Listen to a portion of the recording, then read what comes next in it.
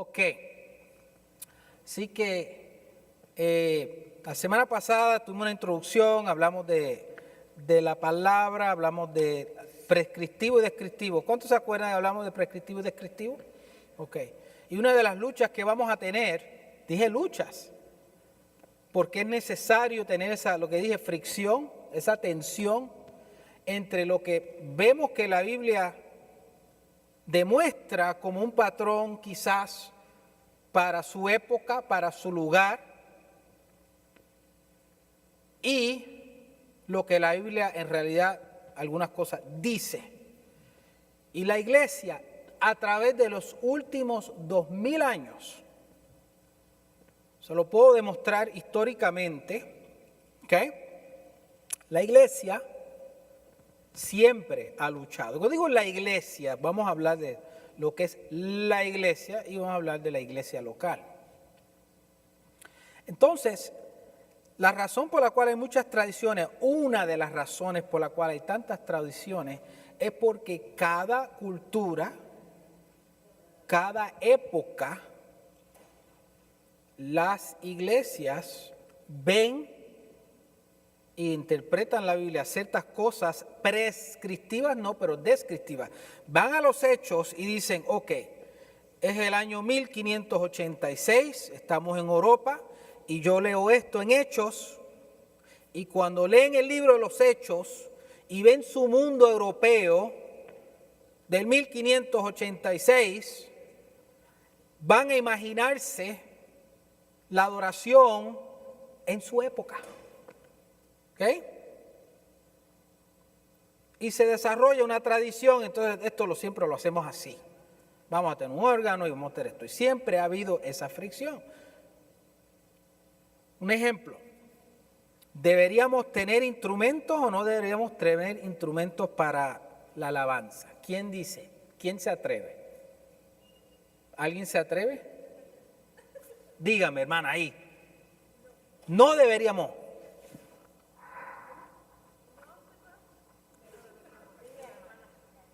A otra hermana dice que sí.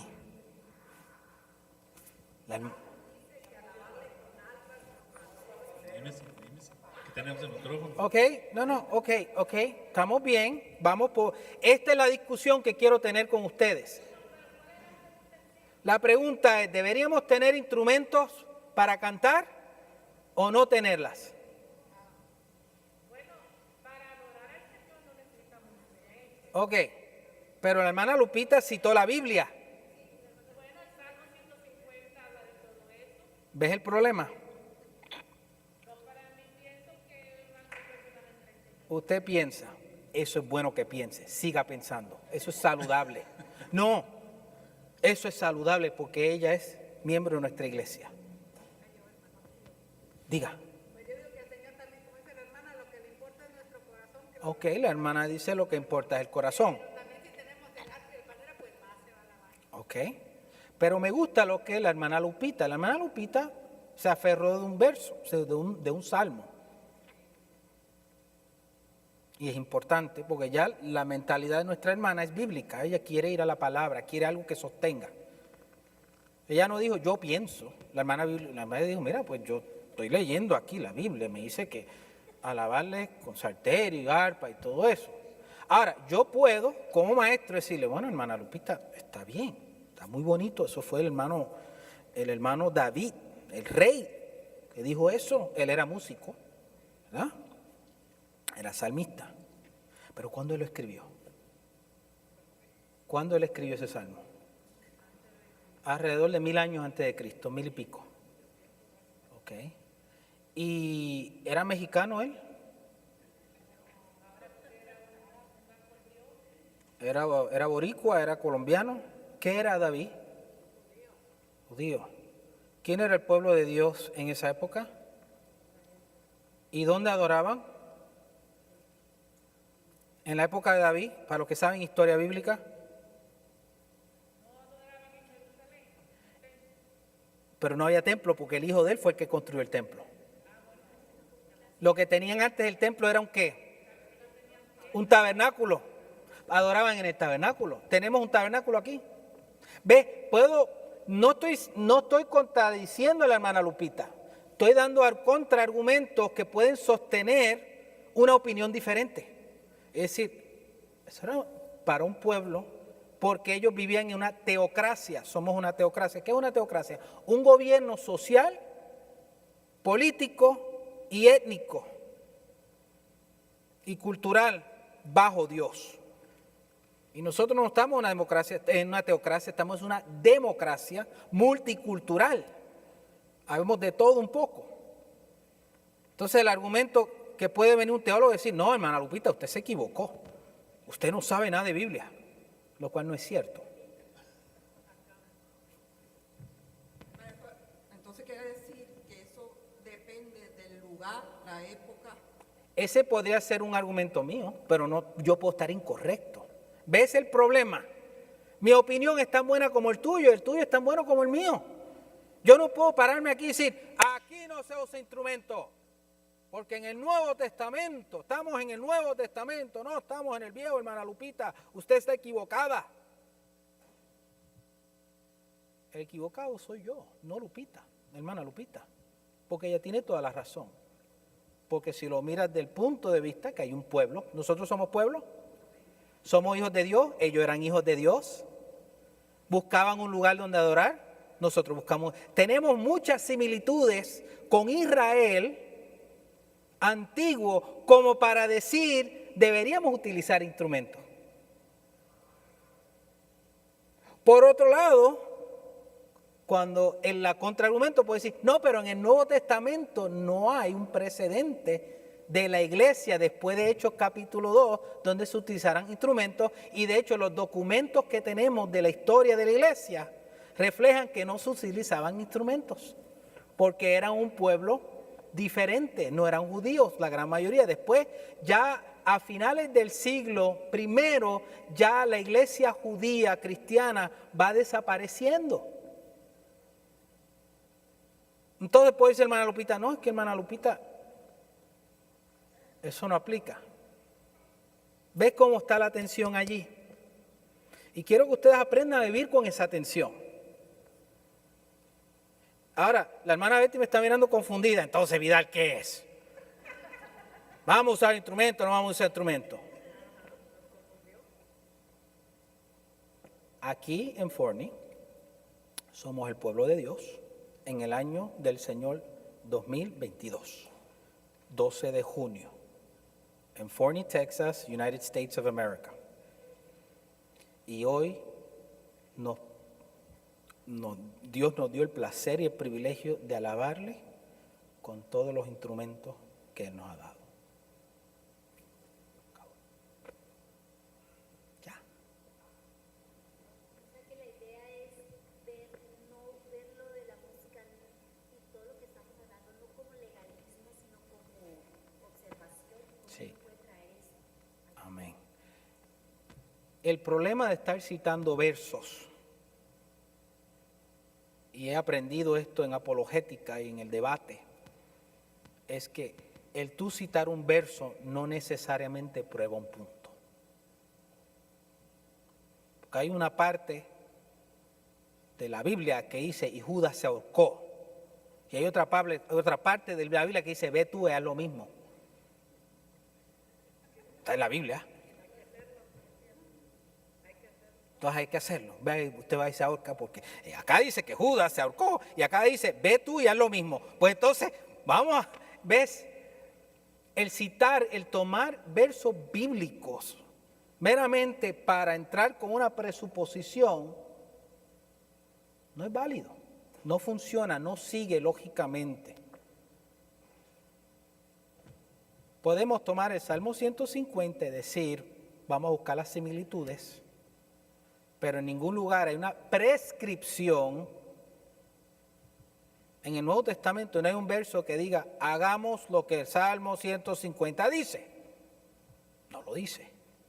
¿Sí? Por lo tanto, el Salmo 150 no necesariamente funciona, pero sí, teológicamente, por la libertad que el Espíritu Santo nos ha dado, podemos hacer una similitud, tomar una libertad de decir, bueno, si somos el pueblo de Dios hoy, e Israel era el pueblo de Dios entonces, y Dios nos ha permitido tener instrumentos y dedicar el talento para Dios. Toquemos con los instrumentos, tal y como el Salmo 150. Es más fácil decirlo de esa manera, con libertad, que usted tirarle el Salmo 150 en la cara a una persona. Sí, ustedes están mal porque no quieren instrumentos. Aquí dice, hay que usar instrumentos. Ahí no dice que ahí dice, alabar al Señor. Pero ¿a quién se lo está diciendo? ¿Cuándo se lo está diciendo? ¿Cómo se lo está diciendo? Cuando estamos en el Nuevo Testamento. Dime. Entonces, cuando las iglesias, hay algunas iglesias que ellos no tocan nada, es solamente la voz y no tienen instrumentos. Están en su derecho porque ellos van a decir, no, en el Nuevo Testamento no hay un precedente. Porque el Nuevo Testamento, la iglesia nueva testamentaria, dejó su carácter judío a finales del siglo I. O sea que no lo están haciendo por legalismo, sino porque quieren. Lo están haciendo porque ellos quieren, pero el problema es que ellos hacen el mismo argumento legalista. No, que eso del Salmo 150 no aplica. Y se acabó. No, hermano, porque hay una validez en lo que la hermana Lupita acaba de presentar. Ajá. Ya, Roque, llévele. Espérese, hermana.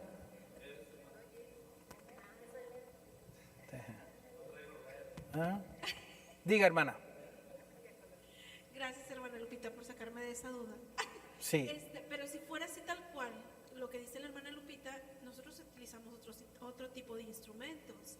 Entonces no nos estamos apegando a lo que dice la Biblia. Bueno, ya es un extremismo. Ahora hay que buscar el arpa, y hay que buscar la pandereta, como hacen nuestros hermanos pentecostales. ¿Sí? Sí. No, hermana, usted tiene la razón. Diga, hermana. Yo creo que hay muchas discusiones de ese tipo, ¿verdad? Lo que me está enseñando. Exactly. Y lo que Por ejemplo, mi esposo me dice, si tú tanto vas a la iglesia y que te quieres parecer a Cristo, cómprate un burro y vete a la iglesia en el burro. Y Bueno, es discusión, es ¿verdad? cierto. Él dice, a ver, ¿por qué andas en carro Sí. si tú según quieres ser, tu Exactly. misión es ser más como Cristo? Entonces, Amén. yo creo que es algo similar. a Amén. eso. Y nótese que solo utilicé este ejemplo tan controversial porque iglesias se han dividido históricamente por esa creencia. ¿Y usted cree que la comunión de los santos vale destruirla por eso? Ahora, lo que Vidal quiere tratar de convencerlo a usted, y usted no tiene que hacerle caso a Vidal, es convencerle que hay una mejor manera de acercarse al libro, teniendo cuidado de no leer algo y tirarlo y aventarlo. Es así. Porque todas las doctrinas, todas las tradiciones cristianas, la presbiteriana, la bautista, la metodista, pentecostales, todos van y buscan un pasaje y dicen, mira, nuestros hermanos pentecostales, por ejemplo, algún día hablamos de nuestros hermanos pentecostales, van a Hechos capítulo 2 y ya ellos saben la narrativa de por qué el poder de Dios y el hablar en lenguas, y después van a Joel capítulo 2, que dice, vuestros jóvenes verán visiones, y nuestros ancianos tendrán sueños. Creo que fue hermano Carlos, que escuché acá. Alguien me corrió, por favor, corríjame cuando tiene que corregirme. Y entonces con eso hacen su teología y dicen, Hechos capítulo 2 dice esto. Aló, batería. Pues, Estamos listos con eso. ok, mira a ver si tráeme un par de pilas. Okay. O coge otro micrófono. Entonces, para mí es importante que aclaremos que en esta clase vamos a tomar un giro un poco distinto a cuando yo di la clase. Y lo estoy diciendo por los hermanos líderes que tomaron esta clase el año pasado. Y de allá para acá el Señor me ha ministrado y he sido ahora más fiel a lo que me enseñaron, a lo que yo no fui tan fiel la última vez. Me fui con la misma actitud, para que esta iglesia tenga libertad y la iglesia tenga autoridad de acercarse con confianza al libro. Y el problema es que ustedes quieren tenerlo todo allí. Esto es así. Pero el Señor quiso darnos la opción de cantar sin música, sin instrumento, o cantar con música. Fíjate qué bueno es el Espíritu Santo, qué hermoso. Que Él, como todo lo sabe, y sabiendo que a través de las edades íbamos a ser una iglesia transcultural, una iglesia de muchas culturas, muchas idiosincrasias, muchas costumbres, el Espíritu Santo nos dio flexibilidad y dijo, ok, para los que quieran cantar con instrumentos, aquí está el Salmo 150. Para los que no quieran cantar con instrumentos, el Nuevo Testamento, ustedes ven un patrón.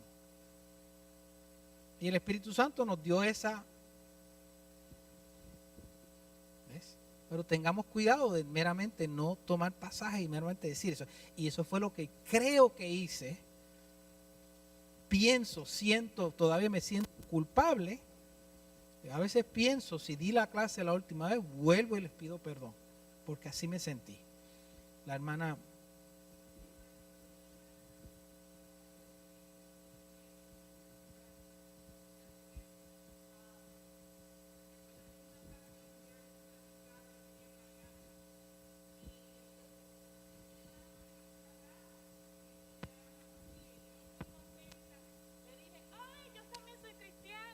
Dios le bendiga, varón, muy contenta.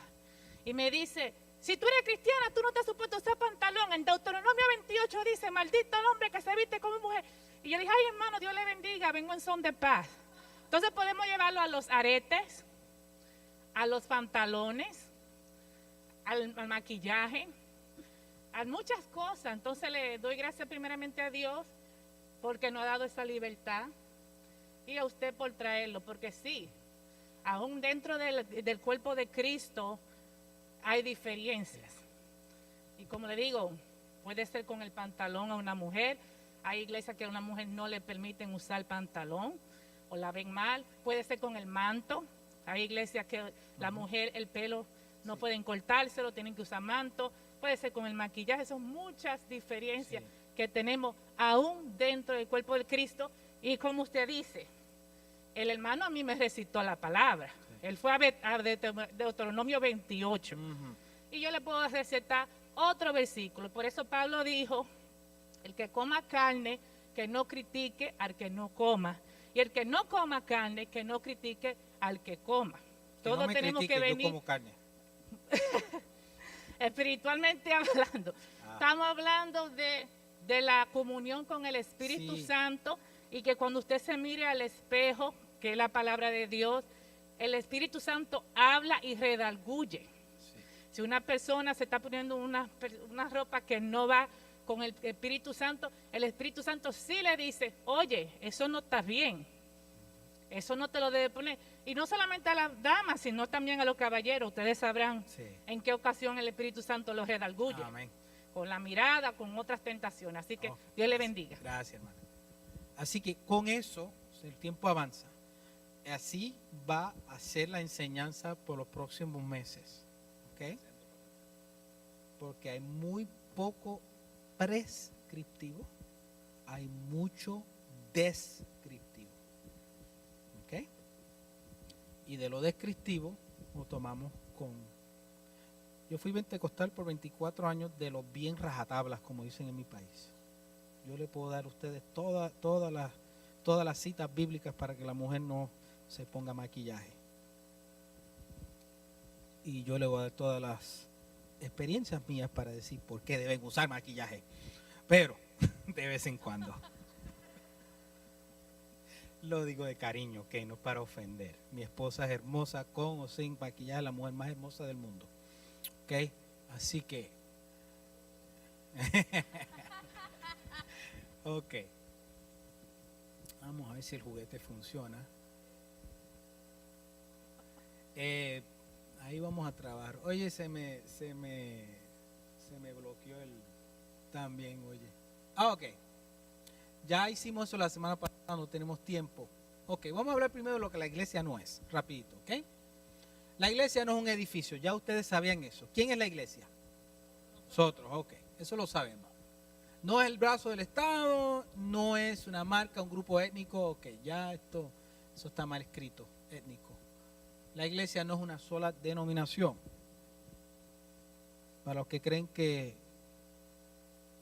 bueno, el Vaticano es uno, claro, ese es uno que ellos se creen que la iglesia, pero ya ellos se han abierto un poquito más, porque les conviene.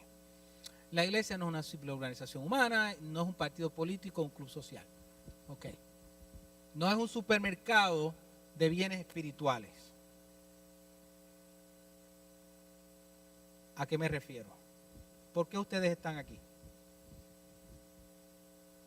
Dígame. Ok, Cristo, está bien. Por Cristo, dice la hermana Jenny. ¿Quién más? ¿Por qué están aquí? Ustedes van a alabar a Dios. O sea, ustedes van a servirle a Él, dice la hermana. ¿Alguien más? Por obediencia, hermana Lupita. Eso le vamos a dar duro. Gracias, hermana Lupita. No dejarnos de congregarnos. Pero ¿quién es el que manda en todo esto? Cristo. ¿Quién es el centro? ¿Por qué hacemos? Es por Él. Entonces, vinimos para juntos, corporativamente, alabarle y recibir de su palabra para escuchar lo que debemos obedecer, o vinimos para recibir bendiciones del cielo. Bendíceme en este día, Señor. Necesito un préstamo de $5,000. ¿Ves? Pero aunque ustedes no crean, y algunos de ustedes saben, ahorita mismo, en este mismo momento, en algún lugar del estado de Texas, en el resto de la nación, hay un predicador, supuesto pastor, parándose al frente y decir: hermano, Dios tiene algo grande para tu vida. Declárelo. ¿Cierto? Porque Dios está comprometido a bendecirte. Todo lo que pidieres en mi nombre, yo lo haré. Eso está en la Biblia.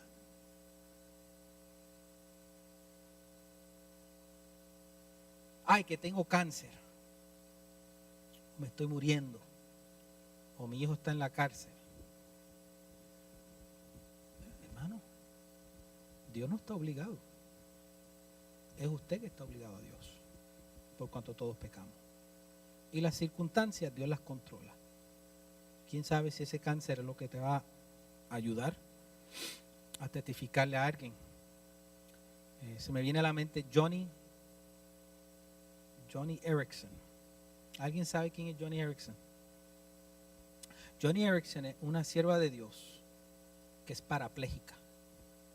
De aquí para abajo no puede mover el cuerpo. Lleva décadas predicando y a través de ellas muchas personas han recibido al Señor. Ella no va a la iglesia a ver si Dios la sana. Ella va a la iglesia a servirle y a adorar a Dios, aún estando parapléjico en una silla de ruedas. Ok, no es un supermercado. La iglesia no es una reunión. Ahí vamos a reunirnos a comer tacos. Ok. ¿De dónde viene esto de iglesia? Porque eso es algo que, esto ya es académico, para que ustedes aprendan, para que nosotros aprendamos. Ok. En el Viejo Testamento, por lo general, cuando se mandaba a buscar a la gente, el idioma hebreo usa la palabra kahal. Y no sé si está pronunciado correctamente porque yo no tomé el curso de hebreo. No tengo el cerebro y la inteligencia para tomar la clase. Tampoco tenía el dinero. Pero en hebreo la palabra kahal significaba formar una asamblea. Ahí están los pasajes, no los vamos a leer, están ahí en sus notas. ¿Okay? En el Antiguo Testamento. Vamos a traerla a todos. ¿Ok? Esa LXX significa Septuaginta, de 70, es el número 70. ¿Ok? El Viejo Testamento, los escritos del Viejo Testamento, el Torah, ¿ok? Y todos los otros que no me acuerdo, el Torah es la ley, entonces están los escritos y las historias, y todos hacen el Viejo Testamento, el canon del Viejo Testamento, que hoy lo tenemos en este libro. ¿Okay? pero ellos lo que tienen rollos. En la época después del imperio griego de Alejandro Magno y luego que se rompió, la historia, según la que tenemos en los libros históricos seculares, los judíos en Alejandría, es una ciudad en Egipto, tradujeron la Biblia hebrea, la tradujeron al griego porque el griego era el idioma dominante a través del resto del imperio griego y lo que sobró del imperio griego, porque el imperio griego se dividió en 4. 2 de sus reinos fueron los Ptolomeos y los Selúcidas. Entonces, no se sabe a ciencia cierta, pero se dice que la tradición dice que fueron 70 ancianos judíos que tradujeron el Viejo Testamento del hebreo al griego y por lo tanto le llaman la versión Septuaginta. Se cree que esa es la versión que Jesucristo citaba cuando, bueno, no tanto Jesucristo, porque Jesucristo se cree que hablaba arameo, que era el idioma de los judíos aparte del hebreo, pero por ejemplo los apóstoles cuando escribían citaban la Septuaginta porque estaba en griego. ¿Okay? Cuando tradujeron las palabras del hebreo cajal al griego, la palabra griega para una asamblea, para un grupo, es eclesía. ¿Ok? Eclesía. Eclesías parece mucho iglesia, porque luego cuando la iglesia latina, cuando digo latina, no estoy hablando de los mexicanos y los boricuas, latina del latín, de Roma, del occidente del Imperio Romano, precisamente San Jerónimo, que fue el que tradujo la Biblia al latín y produjo la Biblia Vulgata, que es la Biblia más dominante por más de 1000 años. La palabra eclesía es la palabra griega, los latinos la adoptaron, utilizaron eclesía y entonces cuando el latín se rompe en varios idiomas, italiano, español, portugués, francés, romano, de Romania, se quedó la palabra iglesia. ¿Ven la raíz ahora? Etimología. Eclesía, iglesia. ¿Aprendieron algo nuevo hoy? Porque es importante. No para que lo sepan académicamente, para que sepan que si iglesia es asamblea de gente, que entonces la iglesia somos la asamblea. Aquí hay una iglesia, una asamblea. No estoy hablando de las asambleas de Dios, eso es una denominación. Somos iglesia. ¿Ves? Pregunta.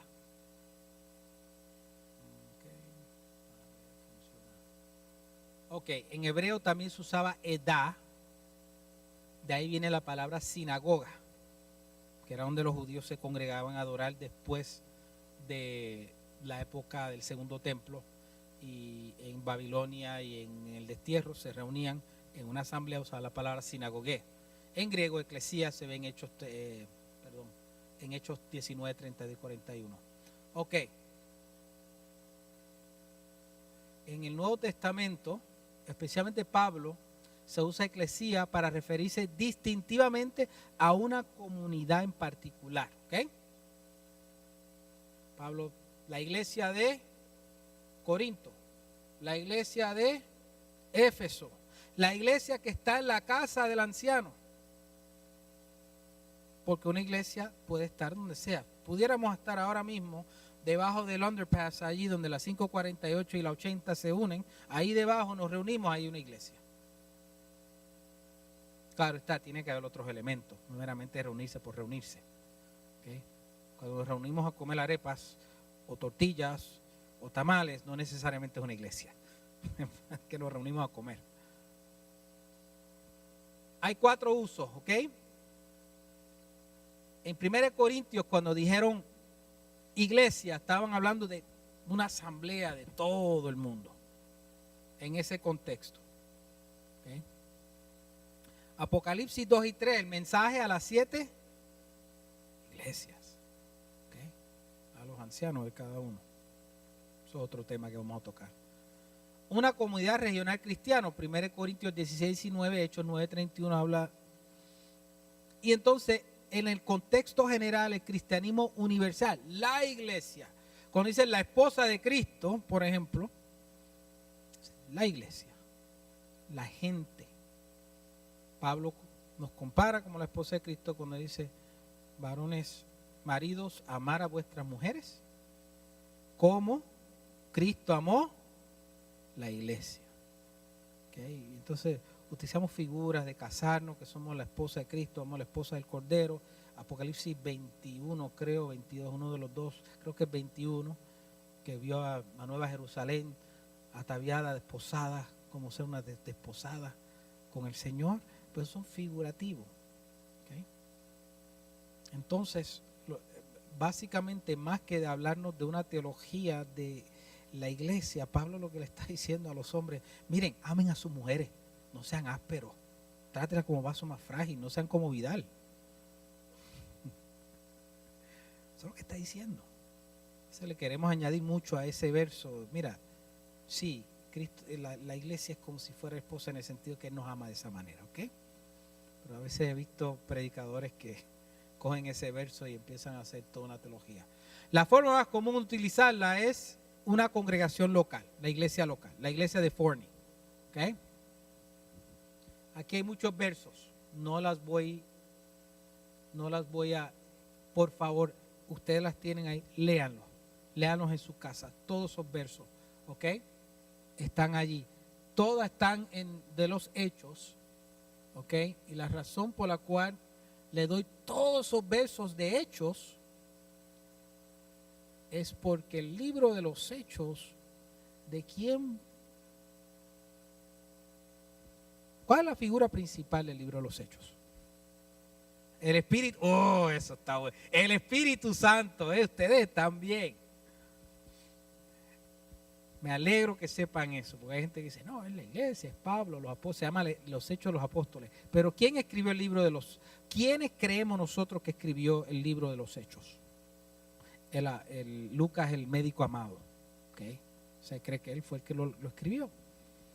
Y cuando usted lee el Evangelio de Lucas, una cosa que tiene distintivo el Evangelio de Lucas, contrario a los otros evangelios, que Lucas habla mucho del Espíritu Santo, más que los otros. Y él sigue hablando del Espíritu Santo en los Hechos. Pero ¿quién es el objeto? ¿Quién recibe la administración del Espíritu Santo en el libro de los Hechos? ¿Quiénes? Las personas, los apóstoles. Pero ¿quiénes son todas esas personas? ¿Qué son ellos como grupo? La iglesia. Eso es lo que quiero llegar a ustedes. No hay un tú, no hay un yo. Hay una iglesia. ¿Okay? Y cuando yo ofendo a un hermano, y lo hago, he ofendido al individuo, pero también le he hecho algo a la iglesia. Ustedes no lo crean. Y vamos a hablar mucho de eso. Hoy no. Va a llegar el momento. Es la iglesia. No, que el eunuco, etíope eunuco que Felipe le habló y él se fue y fundó una iglesia, una historia, hay base histórica de que el etíope fue y empezó el cristianismo en Etiopía. Se formó una asamblea, porque cuando tú dices ir por el mundo y predicar el evangelio y hacer discípulos, pero discípulos individuales o los discípulos se unen juntos para formar ¿qué? Una iglesia. La iglesia. No hay mejor manera de demostrar nuestro amor y demostrar cuán pecadores somos que en la iglesia. Porque si yo soy un individuo, miren esto, si usted es un individuo creyente por su propia cuenta y usted se va por el mundo, ok, yo tengo el Cristo y aleluya, santo. Pero no es hasta que estés entre otros pecadores y la riegas con tu hermano y le falta el respeto a tu hermano, o el hermano dice algo y eso te cayó gordo, ahí es donde tú te das cuenta si tú estás bien con Cristo o no. ¿Ves? No vamos a saber cuán egoístas somos hasta que tú te expongas a tu hermano. No vas a saber cuánto generoso eres hasta que veas a tu hermano y hermana en necesidad y no eres quien de meter la mano en el bolsillo, sacar un peso y dárselo. Por eso es que tenemos que estar juntos, somos un cuerpo. Porque ahí es donde se prueba si somos creyentes. ¿Quieres ir a andar por tu cuenta, de un cristianismo por tu cuenta? Pues nunca jamás vas a saber.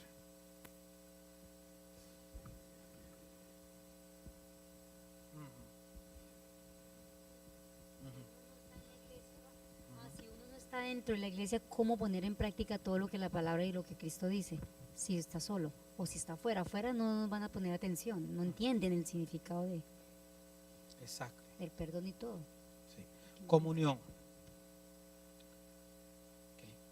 Y la comunión es algo que en otra clase, cuando yo de trinitarismo, la comunión es algo eterno. ¿Saben eso? El concepto de comunión. El Padre, ¿desde cuándo existe el Padre? Desde la eternidad pasada. El Hijo, ¿desde cuándo existe? Y el Espíritu Santo, ¿desde cuándo existe?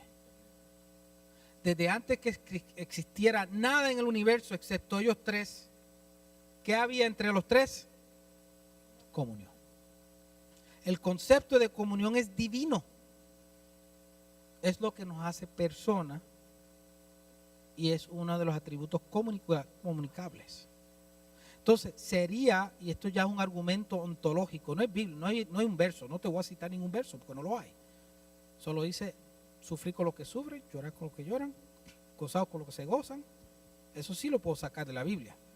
Pero decirte a ti que la comunión es eterna, solo lo puedo deducir conociendo el carácter de Dios, la relación entre el Padre y el Espíritu Santo, para ver que si esa comunión existe en ellos, la misma comunión debe existir en sus hijos que tienen su presencia, hermana Lupita.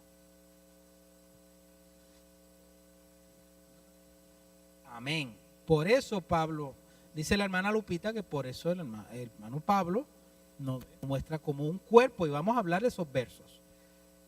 Manos, pies, dedos, cabeza. ¿Ok?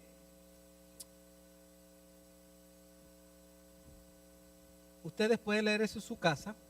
La iglesia que está en y dentro es meramente decir, para que sabamos que somos un grupo, la iglesia que está en Forney, la que está en Terrell, la que está, hay que estar en. Y ahí están los versos. O sea, en un lugar particular. Ese concepto. Y la iglesia está sujeta al pastor Eddie López. Solamente. ¿No? ¿A quién? A Cristo. Ahora, por sujetarnos a Cristo, entonces la persona que Dios ha designado para liderarnos, entonces nos sujetamos a Él. Y si tenemos líderes que están ayudando a nuestro pastor Eddie, entonces nosotros, yo Vidal, me tengo que sujetar a esos líderes.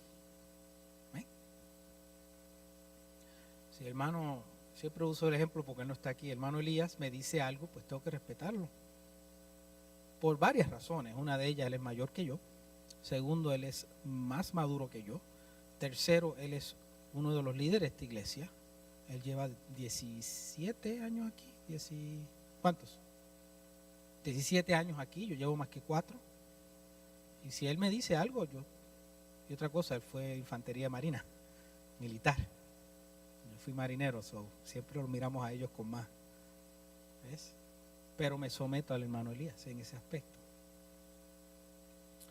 Israel, por otra parte, nuestro hermano Israel, perdón, él es menor que yo, pero en cierto sentido me someto a él, no porque él es menor, o porque es porque Dios lo ha puesto en un lugar de liderazgo en esta iglesia. ¿Ves? Pero lo hacemos en amor. No porque va a sacar la herradura y me la va a tirar encima. O va a dejar de enviarnos los huevitos frescos de sus pollos, de sus gallinas. Son buenísimos. Pero tengan cuidado, esas gallinas son sí, no, esos pollos son de sindicato. Ok, estamos finalizando. El hermano Chuck Swindoll, no importa que usted sepa quién es, yo lo quiero mucho, él es una persona famosa en ciertos círculos, pero lo que importa es que él dice que la iglesia no es un negocio, una escuela, un hospital, aunque podemos compararla, especialmente negocio en la parte negativa. Ustedes saben que, ¿cuántos de ustedes le han dicho, yo no voy a esa iglesia, ahí lo que el pastor se roba el dinero? ¿Ustedes lo han escuchado? Ya no me meto en esa religión, eso es todo son unos sinvergüenza. Sinvergüenza somos todos. Sobre todo la iglesia es una familia. Eso lo vamos a ver el próximo domingo, el pastor lo va a dar la clase. De hecho, es una familia de familias. Algunas familias son grandes, la iglesia americana, y algunas pequeñas. Algunas son saludables, eso es lo que queremos ser, por eso estamos haciendo esto. Y algunas disfuncionales. No queremos ser así. ¿Okay? Las familias vienen en todo tipo de formas, tamaños, sabores y diseño. Usted no tiene que estar de acuerdo. Él es un pastor como cualquier otro. Esa es su opinión, pero me gusta. ¿Quién conoce a ese señor? Ustedes lo añadí, este fresco, este slide nuevo.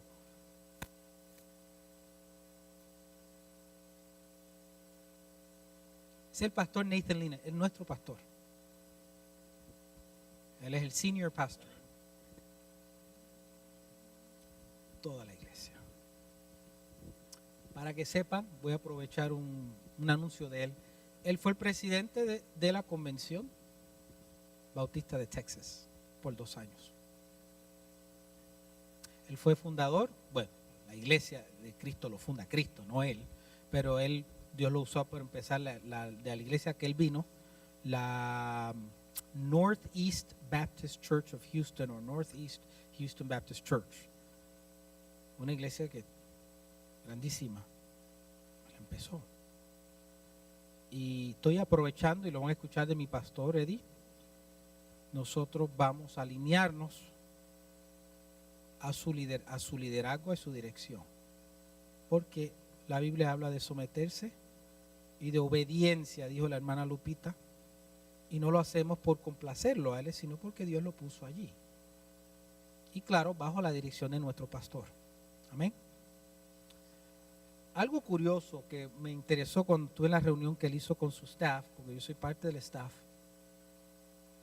él ve la iglesia como una formación de equipos de misioneros. Qué manera particular de este pastor vernos. Es un grupo de misioneros. Ese hombre creo que nació en Sudáfrica. Es africano. ¿No le ves el color? Míralo. Es africano. En África vemos de todos los colores. ¿Okay?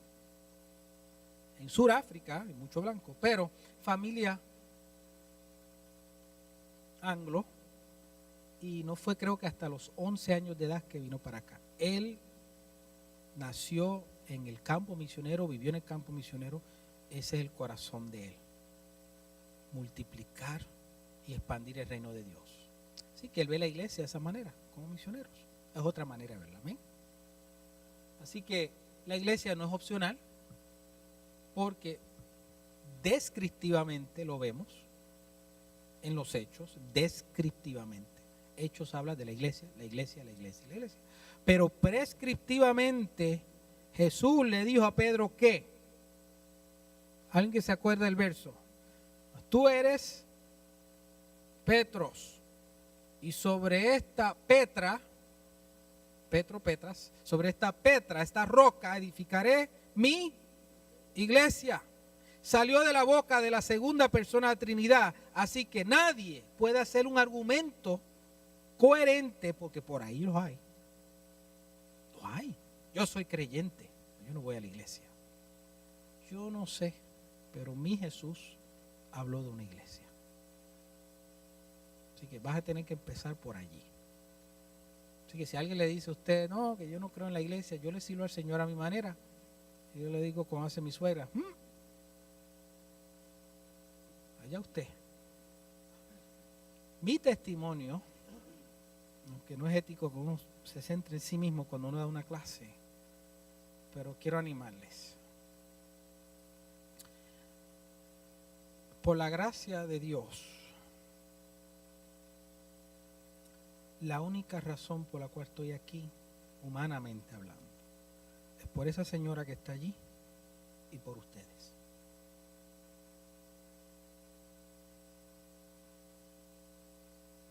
Si no fuera por eso, yo no estuviera aquí. Estuviera en mi casa, estuviera, no sé. Son ustedes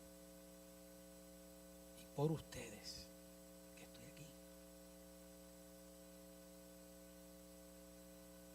Ustedes son los que me dicen, Vidal, tienes que hacer esto, tienes que hacer aquello. Porque son ustedes los que oran por mí, a mi esposa. Ustedes me reciben, ustedes me toleran, muchos de ustedes me aman, a menos que lo creo, en Cristo. Y obviamente por mi pastor Eddie, que siempre me ala la oreja y me llama la atención, pues no tiene que hacerlo. Si no fuera por eso, ¿dónde estaría yo? Ustedes son bien importantes en la vida de cada uno de nosotros. Y no vamos a llegar al cielo individualmente. Vamos a pasar al otro lado. Como dijo nuestro hermano Arce, vamos a pasar juntos. Porque los israelitas no cruzaron el Mar Rojo ni el río Jordán individualmente. Los israelitas cruzaron el Mar Rojo y el río Jordán como una iglesia. Amén. Así que ya me excedí, les pido disculpas, me excedí por 5 minutos. Así que ahí están, léanlo en su casa. Perdónenme, les robé 3, estoy 3 minutos encima. El caminar con Cristo, nuestra vida espiritual depende de nuestra unión con Cristo en la iglesia. Si estoy en Cristo, estoy en la iglesia. Si estoy en la iglesia, debo estar en Cristo.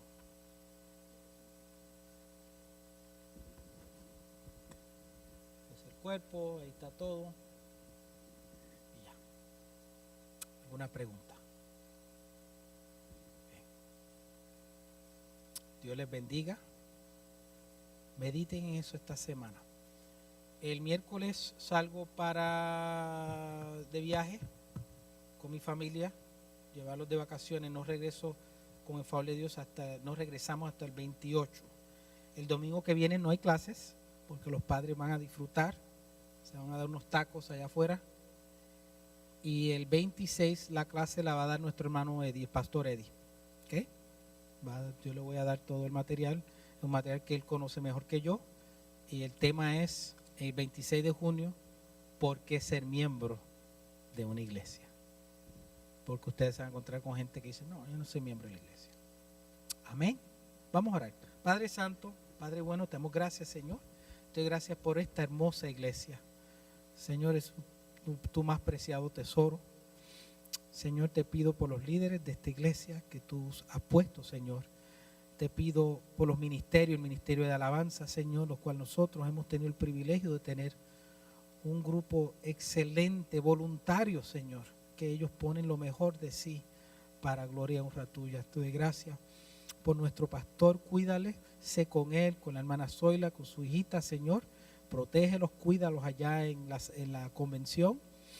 Te pido por cada uno de los hermanos aquí presentes, si hay alguien que está enfermo, que tú le pongas tu mano sanadora sobre ellos. Padre, nos despedimos de este lugar, pero no de tu santa presencia. En el nombre del Padre, del Hijo y Espíritu Santo. Amén. Dios les bendiga.